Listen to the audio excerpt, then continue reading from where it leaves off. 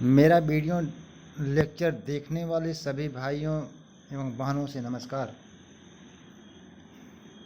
हम यह video lecture आपके सामने ला रहे हैं, इसके पीछे का कारण है कि प्रोग्रामिंग का बिना कॉन्सेप्ट समझे हम एक अच्छे प्रोग्रामर नहीं बन सकते। इसलिए हम आपके लिए यशवंत कानेटकर जो अब तक 3 बिलियन बुक्स सोल्ड हो चुका है, उसका फर्स्ट चैप्टर का कुछ पार्ट रह गया है, उसको आज हम डिस्क्राइब करने जा रहे हैं। ठीक है, जिसमें आपका रिमेन पार्ट है इंटीजर एंड फ्लोट कन्वर्जन्स। आइए देखते हैं। In order to effectively develop C programs, it will be necessary to understand the rules that are used for the implicit conversion of floating points and integer value in C. देखिए, यहाँ पर बात कर रहे हैं कि जो हम प्रोग्राम डेवलप कर रहे हैं उसी के साथ साथ हम यहाँ पर इंटीजर एंड फ्लोट में कन्वर्जन के लिए क्या रूल्स है उसको सीखेंगे। These are mention below, note them carefully. यह रूल इस प्रकार से है, इसको केयरफुली नोट कर लेना है। फर्स्ट पॉइंट कह रहे हैं an arithmetic operation between an integer and integer always yield an integer result। Integer किसी 2 और मोर देन 2 इंटीजर के बीच कोई भी एरिथमेटिक ऑपरेशन अप्लाई करेंगे तो जो रिजल्ट आएगा उसका जो टाइप होगा वह इंटीजर होगा। First rule. सेकेंड रूल बच्चों, an operation between a real and real constant always yield a real result। 2 or more than 2 real values के बीच कोई भी अरिथमेटिक ऑपरेशन अप्लाई करते हैं तो जो रिजल्ट आएगा वह रियल आएगा। ठीक है, आइए नेक्स्ट रूल देखते हैं। An operation between an integer and real always yield a real result. यदि हम इंटीजर और रियल नंबर के बीच कोई भी अरिथमेटिक ऑपरेशन अप्लाई करते हैं तो जो रिजल्ट आएगा वह आएगा आपका रियल आएगा, फ्लोट आएगा। ठीक है बच्चों, तो आइए कुछ इसका एग्जाम्पल देखते हैं। देखिए, जैसे 5/2 लिखा है, ऑपरेशन टेबल है और रिजल्ट देखिए। तो देखिए ऑपरेशन टेबल में लिखा है 5/2। तो यहाँ पर हम देख रहे हैं कि बोथ जो ऑपरेंड है उसकी वैल्यू इंटीजर है, 5 भी इंटीजर है, 2 भी इंटीजर है, तो जो रिजल्ट आएगा वह इंटीजर आएगा। सेकंड ऑपरेशन देखें, 5.0 डिवाइडेड बाई 2। अब देखिए यहाँ पर एक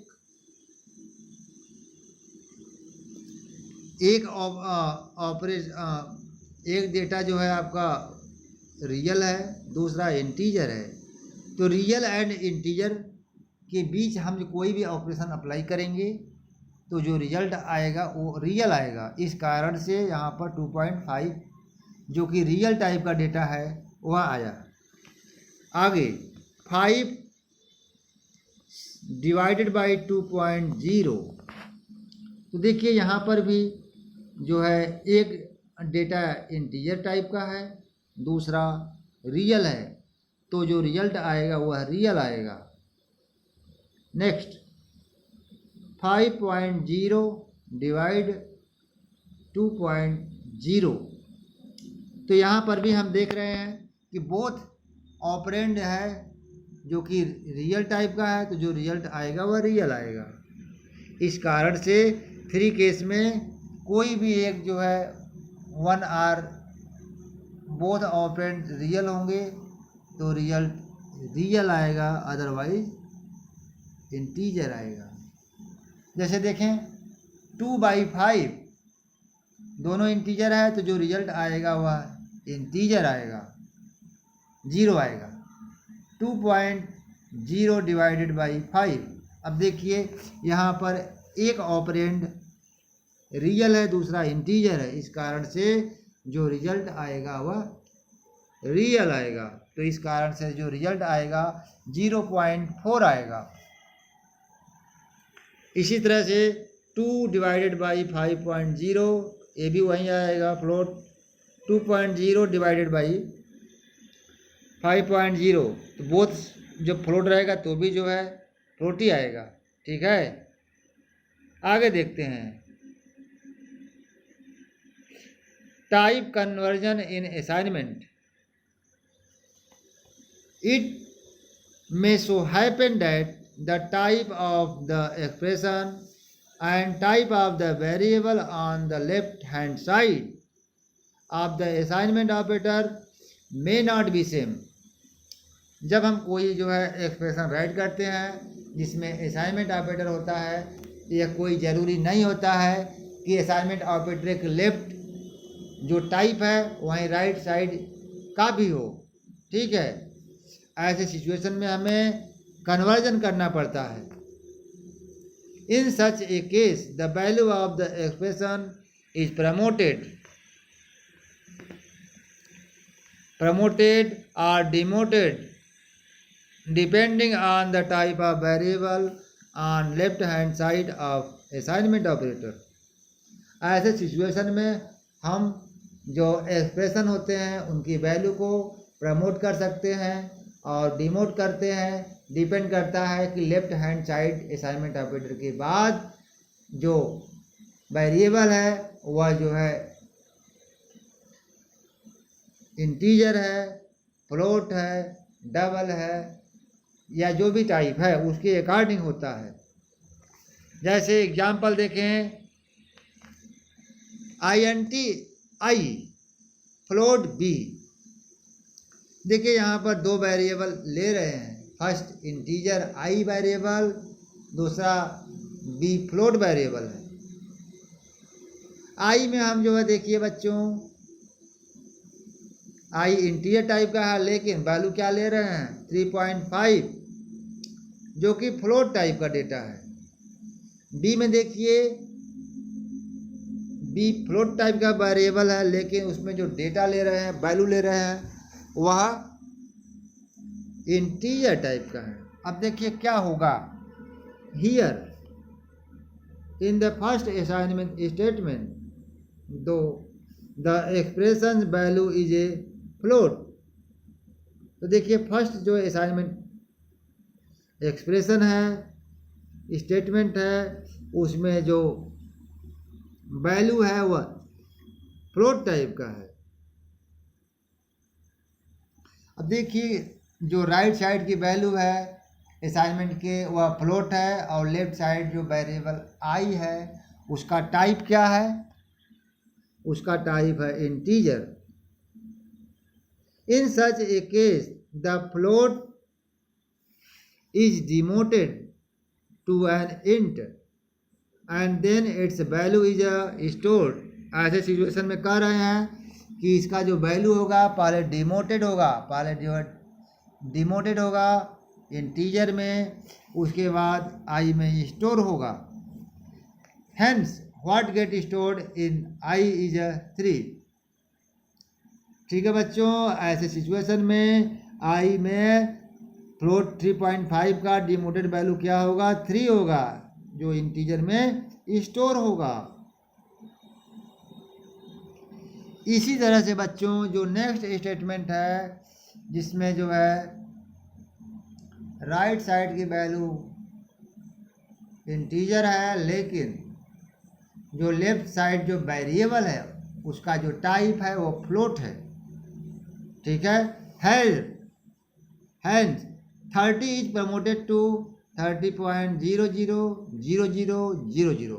इस कारण से 30 जो इंटीजर वैल्यू है वह जो है मशीन क्या करेगा, उसको प्रमोटेड करेगा फ्लोट फॉर्मेट में। उसके बाद जो है जब फ्लोट फॉर्मेट में कन्वर्ट कर देगा तो कन्वर्टेड वैल्यू होगा 30.000000 and then stored in B. और उसके बाद यह वैल्यू बी में स्टोर्ड होगा। ठीक है। Since B being a float variable can not hold anything except a float value. क्योंकि बी एक फ्लोट वेरिएबल है तो इसमें जो वैल्यू होगा फ्लोट के अलावा कोई वैल्यू स्टोर नहीं होगा। ठीक है, आगे देखते हैं। Instead of A simple expression used in the above example, if we complex expression occur, still the same rules apply। तो यही रूल हम जो है कॉम्प्लेक्स एक्सप्रेशन आएगा उसमें भी यही रूल अप्लाई करते हैं। ठीक है, आइए आगे जो है एग्जाम्पल देखते हैं। Float A B C 3 variables हैं, फ्लोट ए बी सी, और एक वेरिएबल है इंटीजर जिनका नाम है यस। अब देखिए यस असाइनमेंट किया जा रहा है, इसमें ए क्रॉस बी क्रॉस सी, ए एस्टिस बी एस्टिस सी, डिवाइड 100 प्लस 32 डिवाइड 4 माइनस 3 एस्टिस 1.1। अब देखो बच्चों, here in the assignment statement some operands are integer type whereas others are float type। As we know, जैसा हम जानते हैं, during evaluation of the expression the int would be promoted to float। जैसा हम जानते हैं जब कोई एक्सप्रेशन इवेल्युएट करते हैं तो इंट किस में प्रमोटेड होता है बच्चों, फ्लोट में, and the result of expression would be float. But when this float is assigned to yes, it is again demoted to an int and then stored in yes. तो हम देख रहे हैं कि राइट साइड के जो variables है बच्चों उसमें जो है फ्लोट टाइप के वेरिएबल्स है, लेकिन जो लेफ्ट साइड का वेरिएबल्स है वह है इंटीजर। इस कारण से पहले राइट साइड का जो भी कंप्यूटेशन होगा फ्लोट में प्रमोट होकर के होगा, उसके बाद उसकी वैल्यू इंटीजर टाइप के वेरिएबल एस में डिमोटेड होने के बाद स्टोर हो जाएगा। ठीक है, आगे observe the result of the arithmetic statement shown in figure 1.7। It has been assumed that k is an integer variable and a is a real variable। ठीक है, आइए एग्जाम्पल देखते हैं क्या दे रहे हैं। देखो बच्चों, अरिथमेटिक इंस्ट्रक्शन देखिए और रिजल्ट देखिए। देखिए दो फर्स्ट एग्जाम्पल में लिखा है कि 2/9 स्लैश का यूज सी प्रोग्रामिंग में हम लोग डिवीजन के लिए करते हैं। तो देखो बच्चों 2 एंड 9 बोथ क्या है, बोथ ऑपरेंड इंटीजर टाइप का है।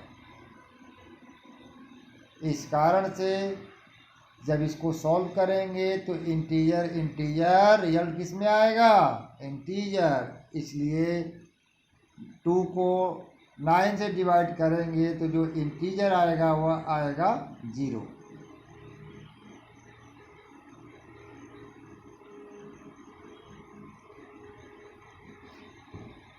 आगे देखो बच्चों, यहाँ पर जो के है वह आपका है इंटीजर। इस टेबल में जो लेफ्ट साइड का वेरिएबल है असाइनमेंट ऑपरेटर के बाद, या सॉरी असाइनमेंट ऑपरेटर के लेफ्ट जो वेरिएबल के है उसका टाइप है इंटीजर।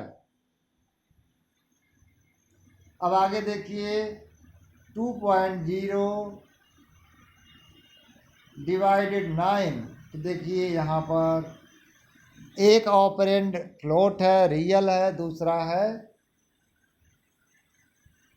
इंटीजर। तो जो देखिए कैलकुलेटेड जो आपका वैल्यू आएगा राइट साइड वह तो आएगा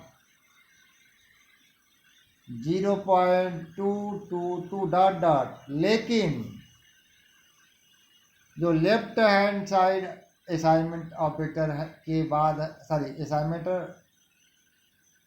ऑपरेटर के जो लेफ्ट के है उसका टाइप इंट है। इस कारण से जो हमारा 0.222 वैल्यू है वह डिमोटेड हो जाएगा, वह जीरो में चेंज हो जाएगा। उसके बाद जीरो वैल्यू इंटीजर वेरिएबल के में स्टोर होगा।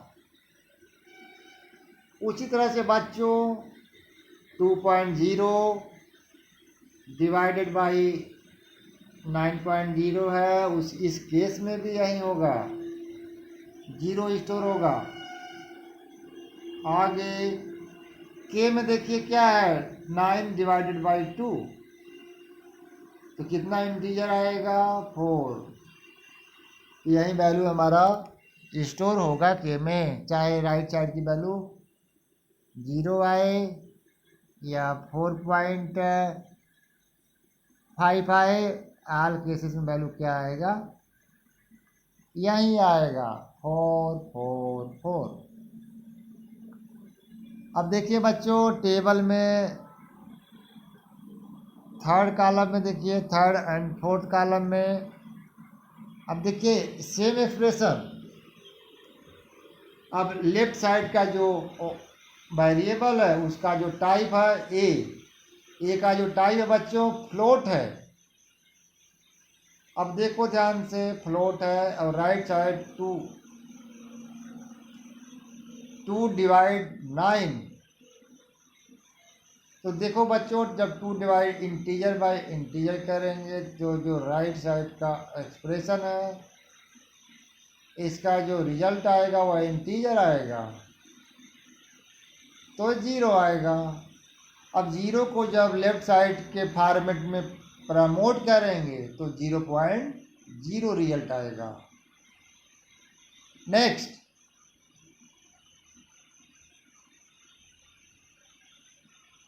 Assignment bye 2.0 divide 9। अब देखो बच्चों राइट साइड का जो एक्सप्रेशन है फ्लोट में है, तो जो रिजल्ट आएगा राइट साइड का फ्लोट आएगा, और लेफ्ट का भी फ्लोट है, इस कारण से वही इसमें स्टोर होगा ए में। अब इस कारण से ए की वैल्यू जो है देखिए 0.222 आ रहा है। अब जो है ए की वैल्यू जब ए असाइनमेंट बाई 9/2 कर रहे हैं तो क्या आ रहा है 4.0, क्योंकि राइट साइड की जो वैल्यू है वह इंटीजर में है। तब जब 9/2 करेंगे तो इंटीजर वैल्यू क्या आएगा 4 आएगा, लेकिन लेफ्ट साइड का जो वेरिएबल है उसका टाइप फ्लोट है। इस कारण से मशीन क्या करेगा 4 को 4.0 में प्रमोटेड कर देगा, जिससे फ्लोट में कन्वर्ट हो जाएगा, और प्रिंट कराएंगे तो 4.0 प्रिंट करेगा। इसी तरह से बच्चों 9.0 डिवाइडेड बाई 2। अब देखिए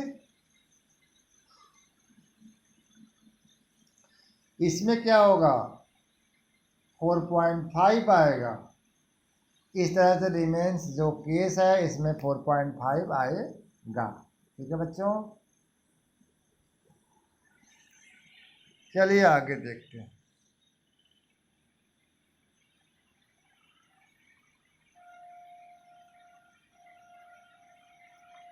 अब देखिए उसी को यहाँ पर समझाए हैं।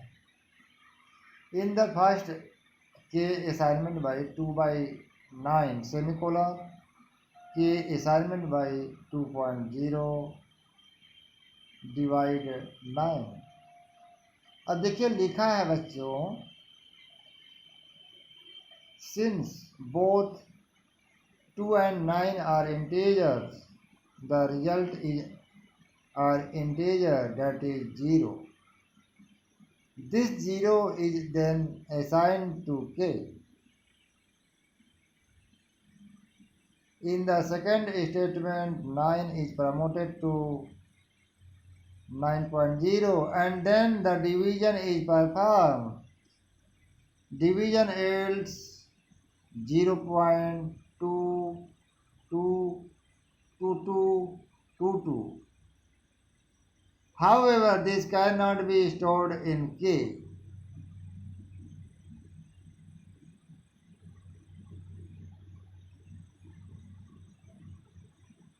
K being an int, क्यों स्टोर नहीं हो पाएगा बच्चों?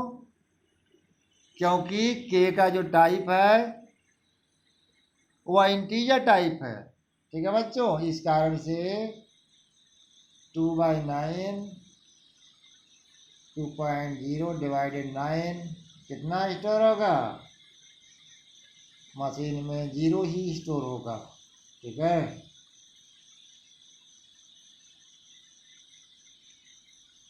आइए आप आगे देखते हैं बच्चों। Hierarchy HIERARCHY of operations, hierarchy of operations. ठीक है बच्चों, आइए हायरार्की देखते हैं, रैंकिंग देखते हैं। अगर कोई एक्सप्रेशन है जिसमें कई ऑपरेटर्स आ रहे हैं, किस ऑपरेटर को हम पहले सॉल्व करेंगे वह उसकी हायरार्की डिसाइड करेगा। ठीक है, कि कौन सा ऑपरेटर पहले एक्शन करेगा, कौन सा बाद में करेगा, एंड सो ऑन। देखिए लिखा है बच्चों,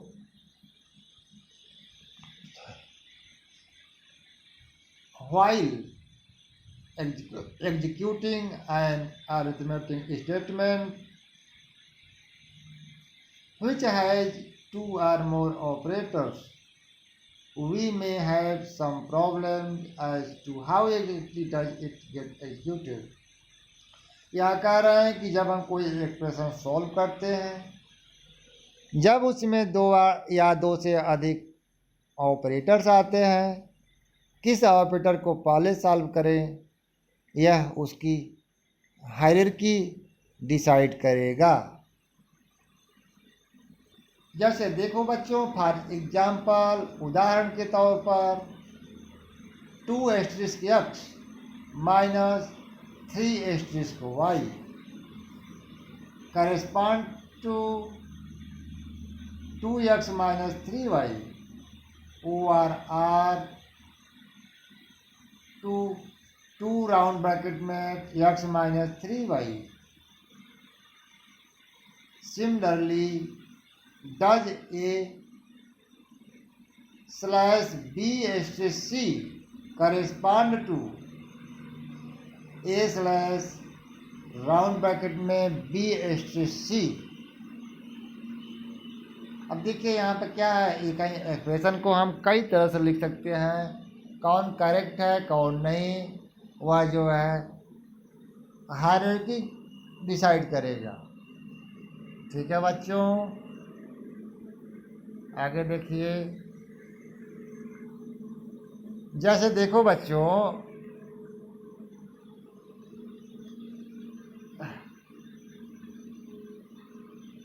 hierarchy of commonly used operators in is shown in the figure. कुछ ऑपरेटर्स हैं जिनकी हायरार्की दिया गया है। जैसे देखो priority first,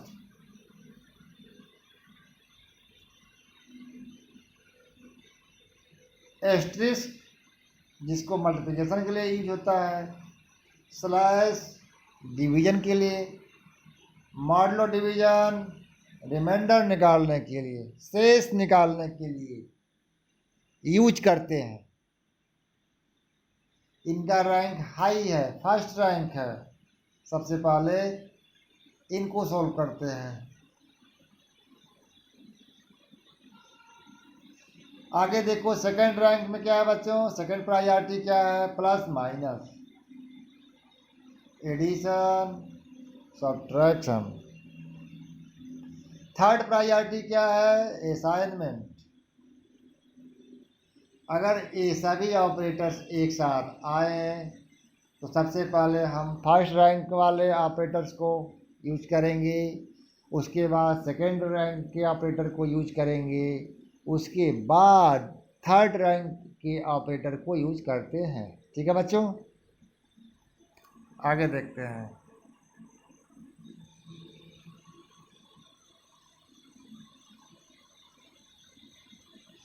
Within the parentheses, the same hierarchy as mentioned in the figure is operative. Also, if there are more than one set of parentheses, the operations within the innermost parentheses would be performed first. यदि किसी expression में कई parenthesis आ रहे हैं तो हम जो सबसे इनर मोस्ट ऑफ पैरेंथेसिस है सबसे पहले उसको सॉल्व करेंगे।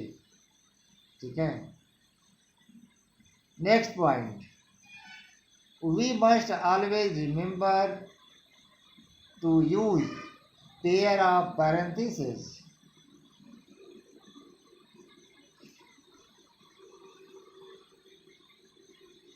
हम जो है हमेशा पैरेंथेसिस को पेयर में यूज करते हैं।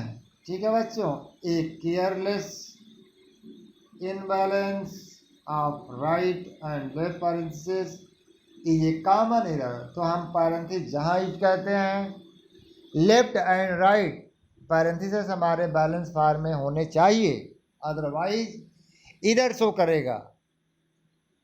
Best way to avoid this error is to type and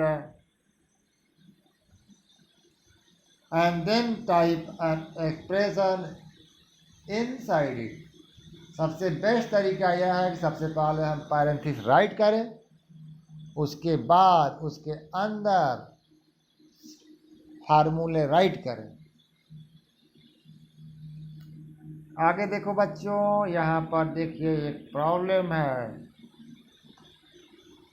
देखिए कुछ यहाँ पर अर्थमेटिक एक्सप्रेशंस है जिसमें हम उसको सॉल्व करेंगे और देखेंगे कैसे हम हायरार्की को यूज कर रहे हैं।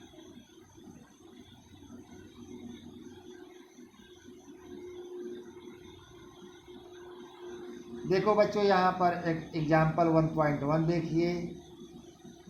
आई में असाइनमेंट किया गया है 2/3 /4 + 4 /4 + 8 - 2 + 5 /8।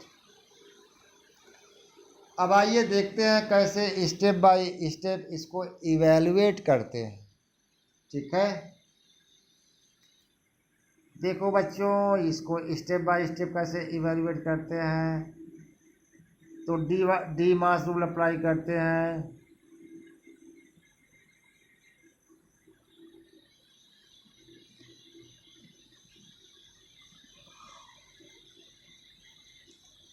तो देखो बच्चों, फर्स्ट रैंक में आते हैं हमारे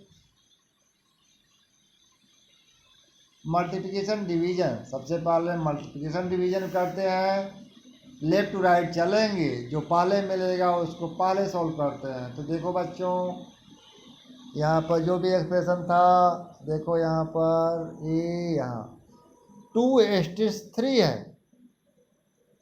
तो सबसे पहले मल्टीप्लिकेशन आ रहा है, मल्टीप्लिकेशन का प्रायोरिटी डिवीजन एंड मल्टीप्लिकेशन दोनों की रैंकिंग या प्रायोरिटी सेम होती है। और इसमें जो है मल्टीप्लिकेशन पहले आ रहा है तो हम क्या करेंगे बच्चों, मल्टीप्लिकेशन ऑपरेशन को पहले सॉल्व करेंगे। ठीक है, तो 2 3 जा 6 क्या आएगा बच्चों, 2 3 जा 6/4।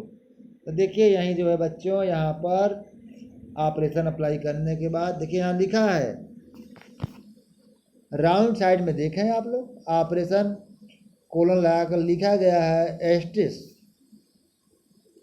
सबसे पहले एस्टिस ऑपरेशन मल्टीप्लिकेशन हुआ है इसलिए 6 आया। अब फिर अगला स्टेप में आ जाएंगे, फिर लेफ्ट टू राइट चलते हैं तो सबसे पहले क्या मिलता है, डिवीजन स्लैश मिलता है। और स्लैश की प्रायोरिटी क्या होती है, फर्स्ट रैंक पर होता है, हाई होता है। इसलिए 6 इंटीजर 4 इंटीजर जब डिवाइड करेंगे बच्चों, 6/4 करेंगे तो एक बार जाएगा, क्योंकि इंटीजर डिवाइड इंटीजर क्या आता है, इंटीजर। इस कारण से क्या आएगा बच्चों, 1 आएगा। ठीक है, आगे देखते हैं। अब देखिए अगला स्टेप में बच्चों जब चलेंगे तो 1 + 4/4। अब देखिए स्लैश की प्रायोरिटी या रैंकिंग हाई होता है, इसलिए इसको अगेन स्लैश को सॉल्व करेंगे। तो देखिए 1 + 4/4 क्या आएगा, 1 आएगा। इस कारण से अगला जो एक्सप्रेशन है उसमें लिखा है 1 + 1 + 8 - 2 + 5/8। अब देखो बच्चों इस एक्सप्रेशन में जो स्क्रीन पर आपके सामने थर्ड स्टेटमेंट जो दिखाई दे रहा है, अब इसमें देखिए एक स्लैश अभी लास्ट में दिखाई दे रहा है जो लिखा है 1 + 1 + 8 - 2 + 5/8। अब देखिए स्लैश का जो रैंक है, प्रायोरिटी है, फर्स्ट है, हाई है, सबसे ज़्यादा है, इसलिए इस स्लैश को सबसे पहले सॉल्व करेंगे। इस कारण से बच्चों क्या आएगा, देखिए 1 + 1 + 8 - 2। अब देखो 5/8, 5 को जब 8 से डिवाइड करेंगे तो जो इंटीजर आएगा वह 0 आएगा। इसलिए बच्चों देखिए ध्यान से, 5/8 कितना लिखा है, उसके नीचे 0 लिखा है।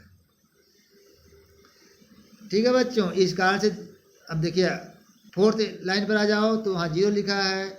अब 5th लाइन पर आइए, अब देखिए अब जो है 5th जब हम आगे चल रहे हैं तो वहाँ है क्या, 1 + 1 आ रहा है। देखिए बच्चों, अब देखिए इसमें जो हमारा एक्सप्रेशन है उसमें only plus and minus symbol है, और प्लस माइनस दोनों की प्रायोरिटी बराबर होती है, सेकंड स्टेप में होता है। अब मल्टीप्लिकेशन डिवीजन तो सॉल्व हो गया, अब प्लस माइनस बचा 2 सिंबल। अब प्लस माइनस में जो है जो पहले आएगा उसको हम पहले सॉल्व करेंगे, तो इसलिए 1 + 1 2 कर दिया। ठीक है बच्चों, तो उसके नीचे देखिए लिखा है 2 + 8 - 2 + 0। अब आगे देखो बच्चों, अब देखिए 2 + 8 लिखा है तो निश्चित है कि अब फिर क्या, अभी प्लस का क्या है, प्लस माइनस 2 ही सिंबल है और इसकी रैंकिंग क्या है, हाई है। तो जो पहले मिलेगा 2 + 8 मिल रहा है तो उसको सॉल्व कर लेते हैं, तो ऐड कर देगा मशीन तो 10 आ जाएगा। अब देखिए 10 - 2 + 0। ठीक है बच्चों, अब देखो बच्चों यहाँ पर 10 माइनस, देखिए ओनली माइनस और प्लस सिंबल है, लेकिन माइनस प्लस में जो पहले आएगा लेफ्ट से उसको सॉल्व करते हैं। तो माइनस सिंबल पहले आया तो 10 - 2 पहले, माइनस ऑपरेशन परफॉर्म होगा। तो 10 माइनस 2 करें कितना आएगा, 8 आएगा, 8 प्लस 0। अब इसके बाद देखें प्लस ऑपरेशन परफॉर्म होगा, तो इस कारण से 8 प्लस 0 क्या आएगा, 8 आएगा। ठीक है, तो इस कारण से जो एक्सप्रेशन दिया गया था इसका रिजल्ट आएगा 8। दूसरा एग्जाम्पल देखते हैं। Determine the hierarchy of operations and evaluate the following expression. K assignment by 3/2 plus 3 divide 8 plus 3। आइए इसको स्टेप बाय स्टेप इवेल्युएशन कैसे होगा सॉल्व करते हैं बच्चों। तो देखो ध्यान से बच्चों, मल्टीप्लिकेशन एंड डिवीजन जिसको स्लैश से रिप्रेजेंट कर रहे हैं, दोनों का रैंकिंग प्रायोरिटी बराबर होती है, इक्वल होता है। तो जो पहले आएगा उसको हम सॉल्व कर लेंगे। तो 3/2, 3/2 कितना आएगा, 1 आएगा। 1 क्यों आएगा, क्योंकि 3 भी इंटीजर 2 भी इंटीजर। जब दोनों ऑपरेंड इंटीजर होता है तो जो रिजल्ट आता है वो भी क्या देता है, इंटीजर देता है। इसलिए 3/2 इज इक्वल टू 1। अब देखिए 1/4 लिखे हैं, प्लस 3/8 प्लस 3। अब देखो बच्चों,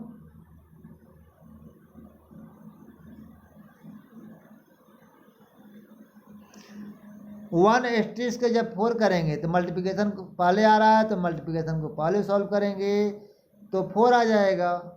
4 प्लस 3/8 प्लस 3। अब देखिए ध्यान से, अब यहाँ पर 3 ऑपरेटर हैं, सॉरी 2 ऑपरेटर हैं, प्लस 2 टाइम है और एक बार स्लैश है। अब देखिए स्लैश का जो है रैंक हाई होता है, इस कारण से स्लैश को पहले सॉल्व करेंगे।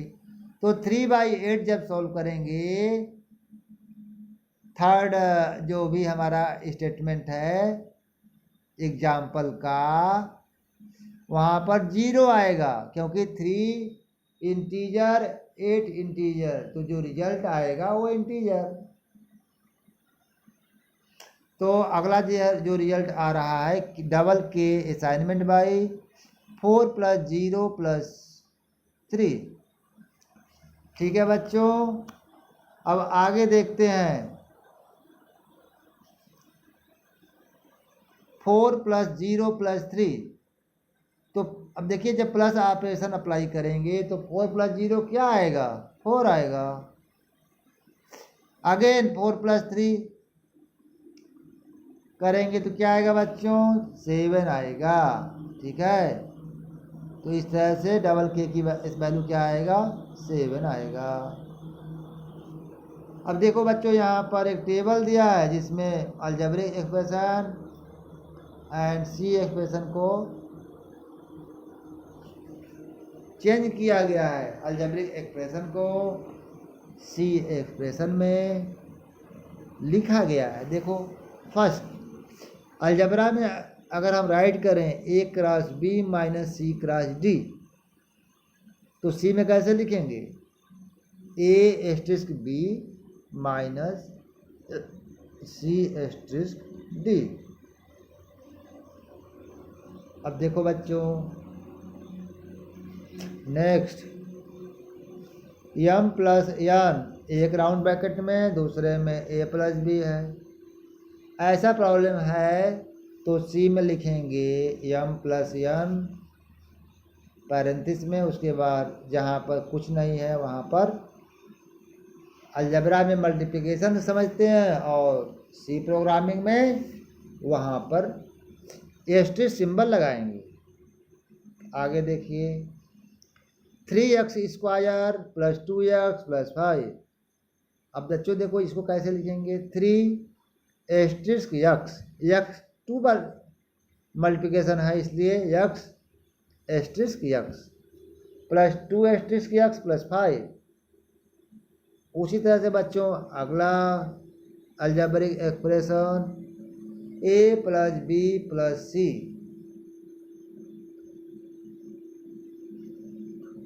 Overall division d plus e।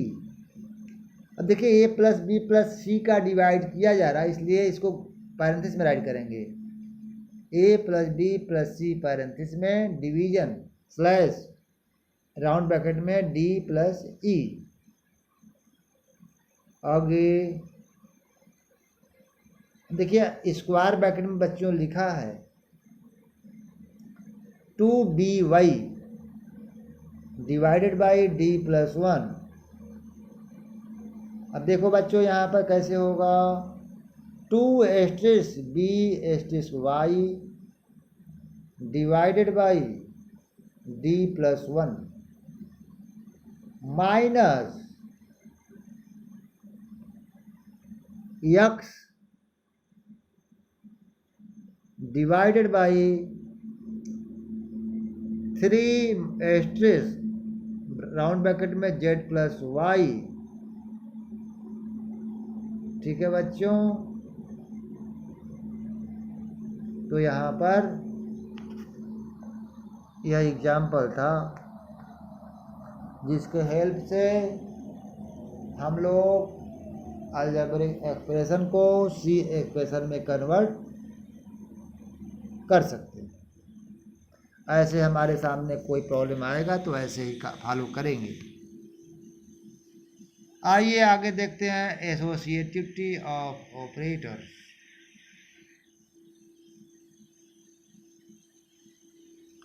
When an expression contains two operators of equal priority, कोई आप एक्सप्रेशन जिसमें दो ऑपरेटर्स ऐसे आए जिनकी प्रायोरिटी इक्वल है, ऐसे सिचुएशंस में टाई हो सकता है और इस टाई को हम एसोसिएटिविटी के हेल्प से सॉल्व करते हैं। Associativity can be two types, left to right and right to left. Left to right associativity means that left operand must be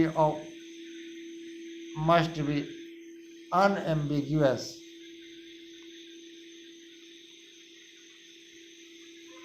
left associativity में लेफ्ट ऑपरेंड जो है अनएम्बिग्यूअस होना चाहिए, उसमें कोई एम्बिग्यूटी कंफ्यूजन नहीं होता है। Unambiguous in what sense? It must not be involve in evaluation of any other sub expression. इसको हम किसी दूसरे सब एक्सप्रेशन में इन्वॉल्व नहीं कर सकते। Similarly in case of right to left associativity, the right operand must be unambiguous. Let us understand this with an example. इसको आइए एक उदाहरण से समझते हैं।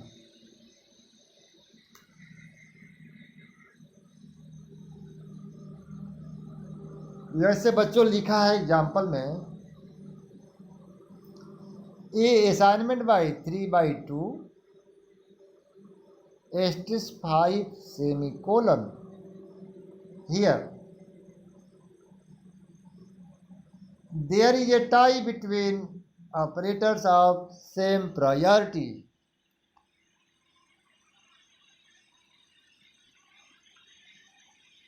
Here there is a tie between operators of the same priority.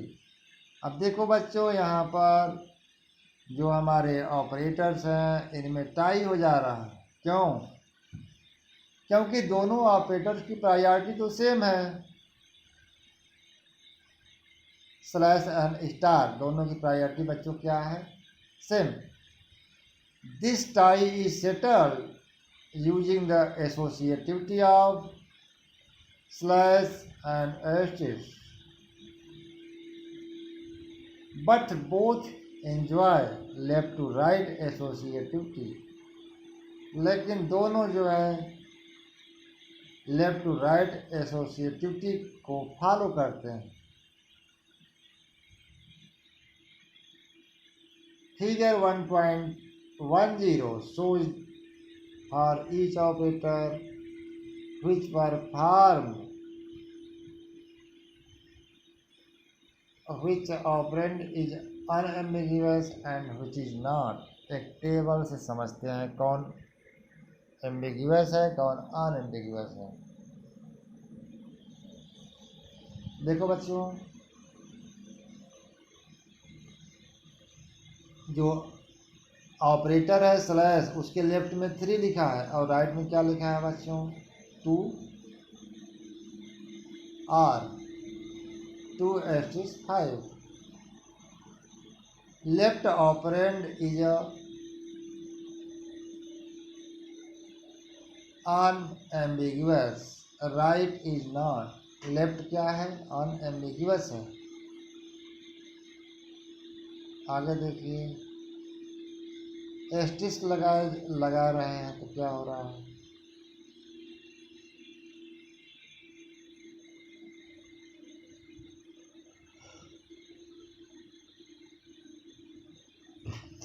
तो एस्टिस्क के जो है लेफ्ट में क्या है 3/2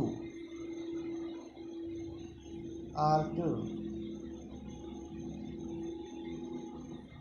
राइट में 5 है। Right operand is unambiguous, left is not.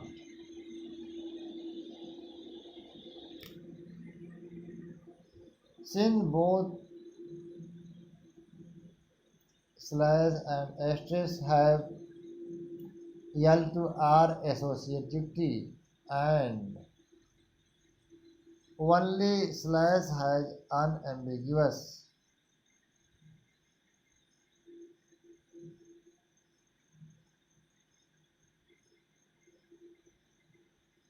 तो यहाँ पर हम बच्चों देख रहे हैं कि जो स्लैश के पहले जो ऑपरेंड है वह अनएम्बिग्यूअस है,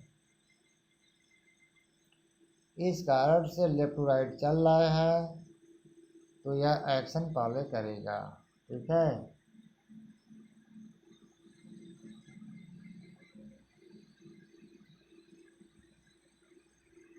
आगे देखते हैं।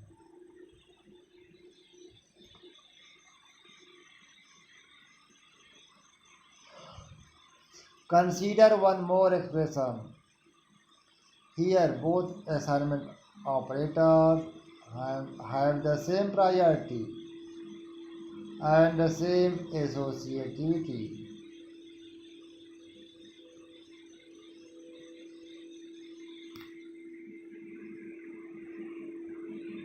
आगे देखिए,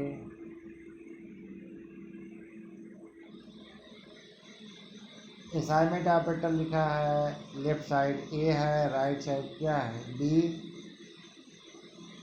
और B assignment 3। Left operand is unambiguous, right is not. Next,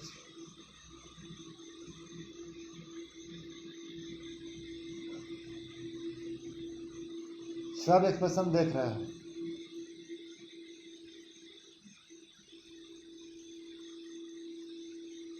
right operand is unambiguous, left is not.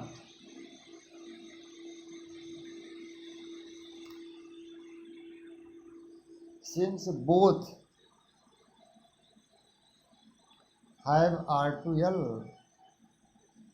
and only the second assignment has unambiguous right operand, इस कारण से राइट ऑपरेंड को प्रिफर करेंगे पहले।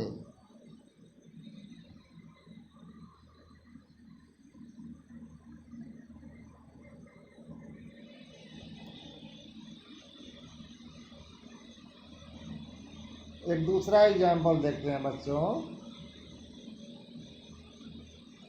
Z assignment by A asterisk B plus C slash D. Semicolon. अब देखिए यहाँ पर एस्टिस्क एंड स्लैश दोनों का प्रायोरिटी तो सेम है, left right.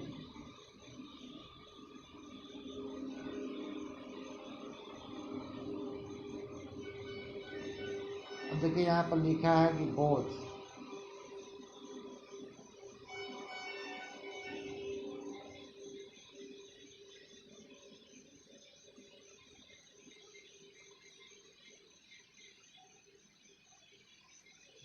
operands are unambiguous.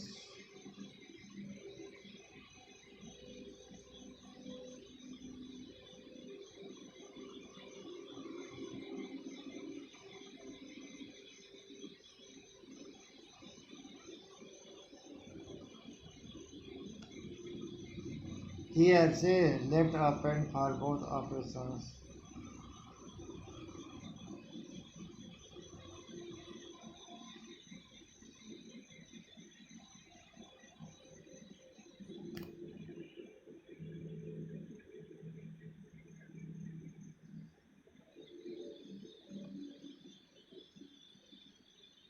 तो यहाँ पर देख रहे हैं कि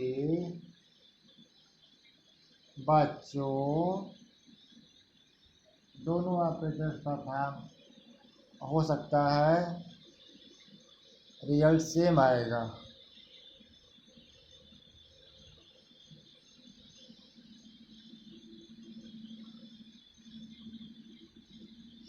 अब देखो बच्चों यहाँ पर as the name suggests, the control instruction enable us to specify the order in which various instructions in a program are to be executed. Control instruction जो है हमें इनेबल करता है, बताता है कि जो प्रोग्राम लिखे गए हैं वह किस ऑर्डर में प्रोसेस होंगे।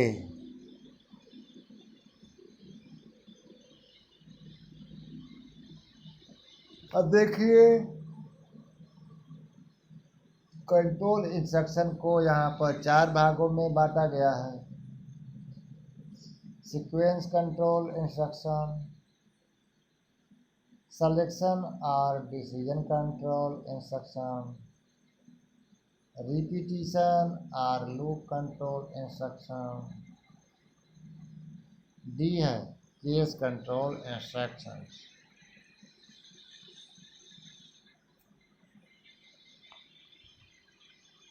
The sequence control instruction ensure that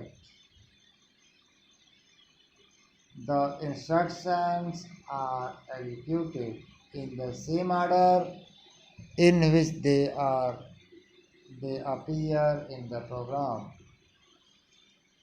Sequence control instruction के अकॉर्डिंग हमारे स्टेटमेंट जिस ऑर्डर में दिखाई देते हैं उसी ऑर्डर में मशीन उनको प्रोसेस करता है। Decision and case control instruction allow the computer to take a decision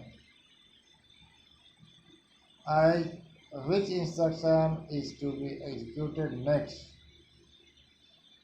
तो decision and control case control instruction में होता क्या है, हमारा मशीन उस कोड को प्रोसेस करता है जिसके करेस्पॉन्ड हमारे कंडीशंस ट्रू होते हैं। ठीक है बच्चों,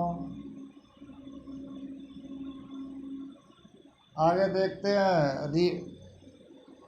loop control. In the loop control में क्या होता है बच्चों, जब हम किसी इंस्ट्रक्शन को बार बार अगेन एंड अगेन प्रोसेस करना चाहते हैं तब लूप कंट्रोल इंस्ट्रक्शन यूज करते हैं। ठीक है बच्चों, तो इस वीडियो लेक्चर में इतना ही। इसके अगले वीडियो लेक्चर में हम क्या करेंगे, आपको लाएंगे कि इस चैप्टर का समरी लाएंगे, उसके बाद इसके कुछ बेसिक फंडामेंटल क्वेश्चन जो कंसेप्ट बेस्ड होगा उसको कराएंगे। ठीक है बच्चों, तब तक के लिए जय हिंद। मेरा वीडियो अच्छा लगता है तो मेरे वीडियो को रिकमेंड करिए, पढ़िए, बार बार समझिए, जिससे कि आपको समझ में आ जाए। Thank you.